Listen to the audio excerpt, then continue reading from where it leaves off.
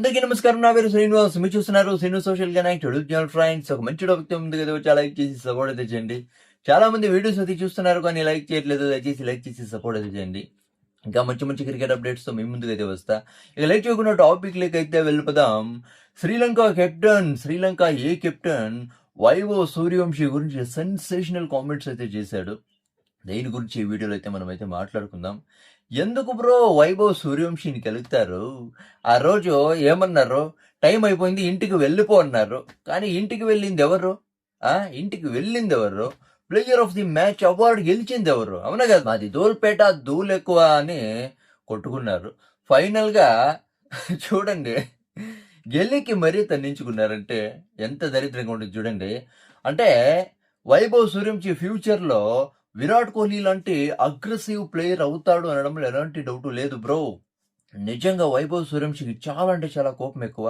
అవునా కదా?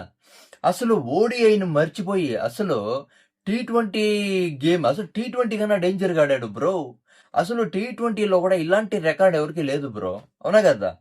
అలాంటిది ఓడిఐలో క్రియేట్ చేశాడు కదా బ్రో. నిజంగా ఇక 50 సంవత్సరాలు అయినా కూడా ఈ రికార్డు చెక్కు చెదరదనే చెప్పొచ్చు.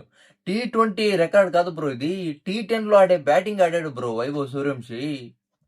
11 బాల్స్లో హాఫ్ సెంచరీ ఏంటి బ్రో? అవునా కదా? కుమ్మి కుమ్మి బారేశాడు. గెలికి మరీ తన్నించుకోవడం అంటే ఇదే. నిజంగా ఒక టైంలో విరాట్ కోహ్లీని కెలికి మరీ వెస్టిండీస్ ప్లేయర్ ఎవరు విలియమ్స్ అన్న ఎవరో కుమ్మించుకున్నారు కదా. అలాగుంది పరిస్థితి. అవునా కదా? ఇలా ఇలా అన్నారు కదా. శ్రీలంక ప్లేయర్స్ తర్వాత వైభవ్ సూర్యవంశీ గొడవ జరిగిన తర్వాత పాకిస్తాన్ ఎక్స్ క్రికెటర్ తన్వీర్ అహ్మద్ ఏమన్నాడు అంటే, ఎక్కువ చేస్తే వైభవ్ సూర్యవంశీ శ్రీలంకలోనే తొక్కేస్తారు శ్రీలంక ప్లేయర్స్ వైభవ్ సూర్యవంశీని అయితే అన్నాడు. కానీ ఎవరెవరిని తొక్కారు? వైభవ్ సూర్యవంశీ శ్రీలంక అనేది తొక్కేశాడు. శ్రీలంక అనే దహనం అయితే చేసేసాడు. అవునా కదా? చూడండి, వైభవ్ సూర్యవంశీ ఇంటర్నేషనల్ పిచ్చెస్లో మాత్రమే ఆడతాడు, అసలు ఐపీఎల్లో మాత్రమే ఆడతాడు, ఫ్లాట్ పిచ్చెస్ మీద మాత్రమే ఆడతాడు అని అనుకునింది. చూడండి, ఇంటర్నేషనల్ పిచ్చెస్లో కూడా నాకు ఎదురేది లేదు అనే తర కొమ్మి కొమ్మి పారేశాడు. ఇక మీద వైభవ్ సూర్యవంశీని ఏ ప్లేయరు కెలకడు. అవునా కదా? శ్రీలంకనే దహనం చేసేసాడు. అవునా కదా? ముందుటి నుంచి చెప్తున్నారు వైభవ్ సూర్యవంశీని పెట్టుకోవద్దని. ఫైనల్గా కుమ్మి పారేశాడు. శ్రీలంక ప్లేయర్ ఏమని చెప్పాడంటే, వైభవ్ సూర్యవంశీ పవర్ ప్లేలోనే మా బౌలర్స్ మీద ప్రెషర్ పెంచేశాడు, ప్రెషర్లోకి దొబ్బేశాడు శ్రీలంకన్ బౌలర్స్ని. నిజంగా చెప్పాలంటే చాలా అంటే చాలా సూపర్బ్ బ్యాటింగ్ అయితే ఆడాడు. పవర్ ప్లేలోనే మ్యాచ్ని అయితే లాగేసుకున్నాడు వైభవ్ సూర్యవంశీ.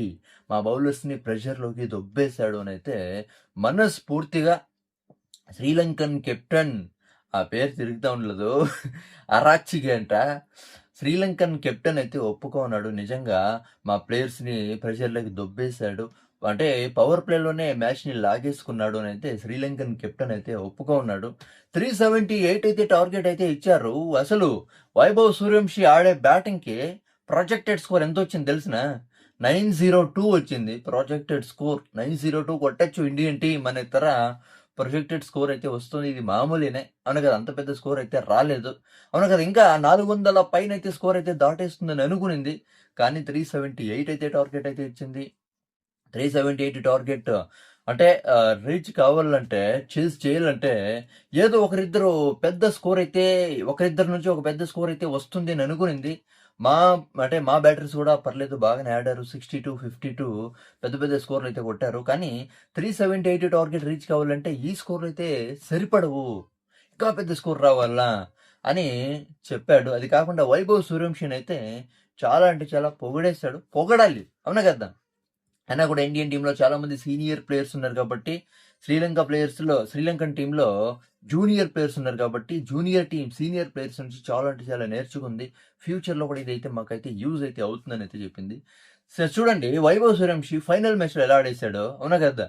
ఫైనల్ మ్యాచ్లో ఎవరైనా భయపడతారు. అవునా కదా? ఎవరికైనా ప్రెషర్ అయితే ఉంటుంది.